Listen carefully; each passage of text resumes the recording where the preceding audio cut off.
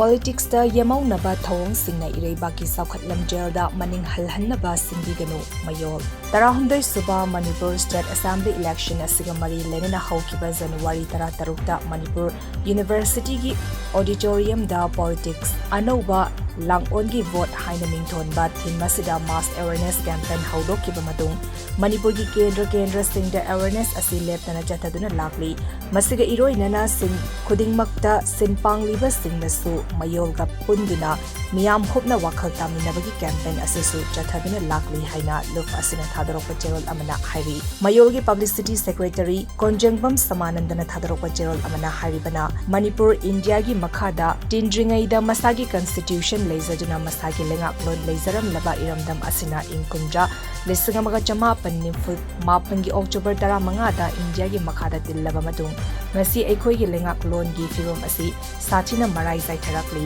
aikoi gi iramdam asida aikoi gi firek isana lepchaba ngamdabada natana mikha ponbiki wakhalna namthaduna jahi kaya aikoi gi miyam asi hanglai oiduna lakli masida mayolna isagi firek lepchaba ngamba lengakpa amadi lengaklon ama oinabagi damak politics anoba langongi board asi chathaduna laklibani Manipur gi hauzik oriba tangdu leitadraba firom amadi mayolna leptana changsilakiba iho asigi jerak asida hauzik mirep singdagi sel amasung pochei kudol pona chingbani ba mikhalga mari leinana chakcha hizanaba sanai yunaiba yumthongda yengba nungaitaba maongda poster thetpa amadi kumhai haraugi mingda sel nibana chingba thawong kaya chatharakliba si lepinaba mayolna leibak miyamgi mafamda nolukna haizari anoba langonda thazaba thamliba ikogi miyam singna chawkhatpa nungayaifaba ingtapa manaba iraibak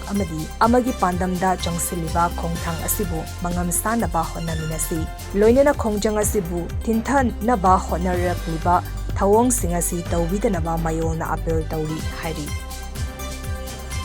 development yaudana chawkhatpa khunai ama semba yaroi miyamgi mihut haibasi miyamgi damakta thabak tawnaba leiribani speaker satyabada hauziki matamda thamoi sengna thabak tawninglagasu lana pauthokpagi hainadi leiba asina tawzariba thabak khara adu lemna manghanbagi machak ama oiraki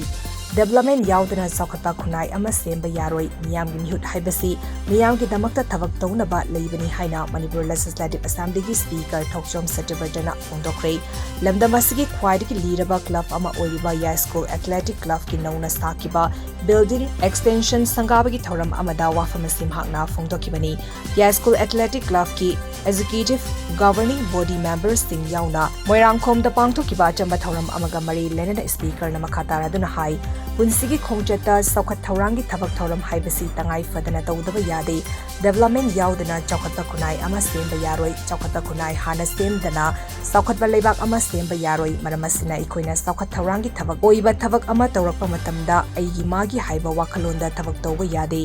mafam amadana kham thingna saukhatlaga atopa mafam amadana saukhat thaurangi mami fawba tadrabadi tawzaruba thabak pumnamak arembani miyamgi mihut haibasi miyamgi damakta thabak tawnaba leiribani khuzin khunan thokta karigumba asoiba aranba ama yaurapa matamda aranba adu isada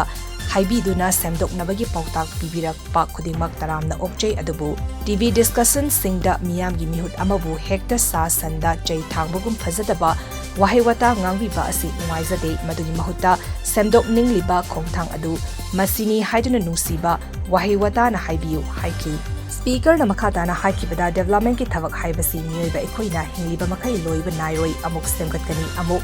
kaikigani mangkigani adubu kaikiba mangkiba adu amukasu amuk semgatkani ya school AC gi oina concrete pavement road sembagi thika asi company amana pairi adubu company asina thabak khumang sausina suba ude lambi yadabana maram oraga AC asigi miyamna thengnariba khudong chadaba kaya asigi yenglaga fiwam soklaba lambi sing semjin nabagi thabak leptana paikhatli fiwam soklaba AC asigi lambi sing semjinbagi thabak chathakigani hainam hakna makhatana fongdoki ngasi imagi numitna lakpada CM Kem Channa mama oibi singi mafamda ikai khumnaba utpagal loinada yaifa pauza pirakli